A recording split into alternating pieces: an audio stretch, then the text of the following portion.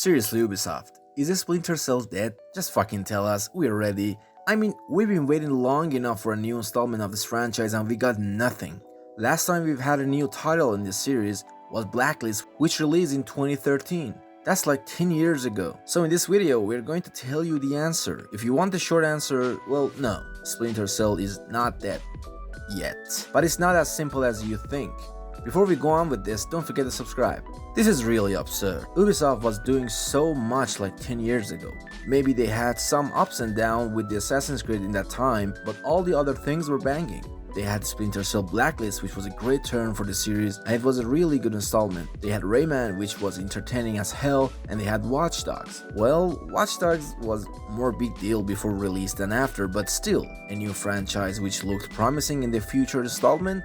Hell yeah. But overall, we could say that things were pretty good for Ubisoft. Now 10 years has passed and Ubisoft managed to release some new Assassin's Creed games, a failed Battle Royale, 2 new Watch Dogs, which last one stinked, shitload of Just Dances, which is a bummer and I don't know why they just won't let it go, some Far Cry, which 1 in 3 comes out a good title, and some more Assassin's Creed game. Yep, they just did a lot of Assassin's Creed. That's not the worst thing though, they are actually working on some more Assassin's Creed and only one of them is in the main franchise.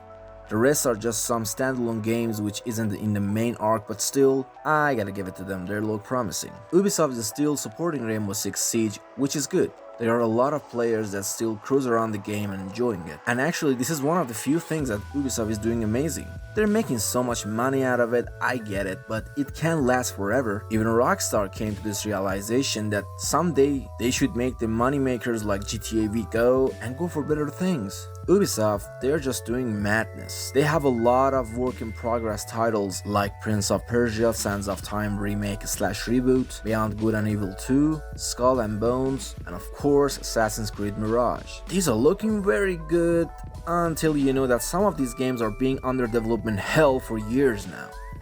I mean, Skull and Bones had more delays than coronavirus destruction.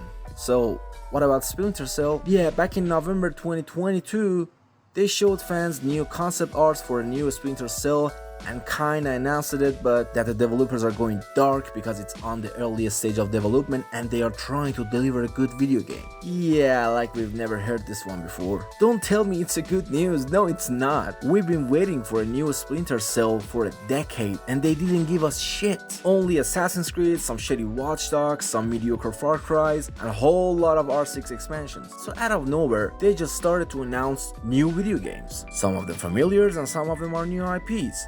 Hell, they even announced a new Star Wars game. You hear me? A Star Wars game. The only studio and company that didn't go for a Star Wars game was Ubisoft, and thanks to the amazing Disney and selling the license as much as they can, Ubisoft added a new video game to their list of infinity titles they are developing. So they have more excuses than before to delay some of their titles. Of course, Assassin's Creed wouldn't be one of them. We know pretty well that even an earthquake tears the planet in half. We're still getting AC games in time, which is a bummer, you know. Although they actually did good with latest AC games like Valhalla or Odyssey, but we can wait longer for next installment in the franchise and get more different games. I mean, where the hell is Beyond Good and Evil 2? How many trailers is it gonna take for us to finally get our hands on this game? And this wouldn't be any different for Splinter Cell. If this one was an important title for Ubisoft, they wouldn't made us wait 10 years for just a wacky announcement. Fortunately, if Ubisoft won't go bankrupt or they decide that it's not a good decision to bring it back, we are eventually getting a new Splinter Cell video game. But unfortunately, the truth is that we are not getting a new Sam Fisher story for at least 2 or 3 years from now, and this is without any delays. If they decide to hit a delay, which most likely to happen because of all the other titles that they are making, we shouldn't get our hands on this game for at least 5 years from now. So many things could happen in these 3 to 5 years. Do we really want a new Splinter Cell game after this long? It would be pretty cool though. But there is no guarantee that this game could be a banger, and it could even be a huge failure for Ubisoft, and God knows that neither Ubisoft nor the fans would want and need that. So this is why I said Splinter Cell could be dead. You should lower your expectations from this game. Ubisoft proved time after time that they could really disappoint you if they poured their heart and soul to this goal, and they managed to deliver some what in the blue fuck is this titles? Now it's just up to time to see what happens to this franchise. I hope we see the return of the great Sam Fisher, but in a great narrative and engaging content. Thanks for sticking to the end. This was your boy Polycrazed. Don't forget to subscribe. See ya.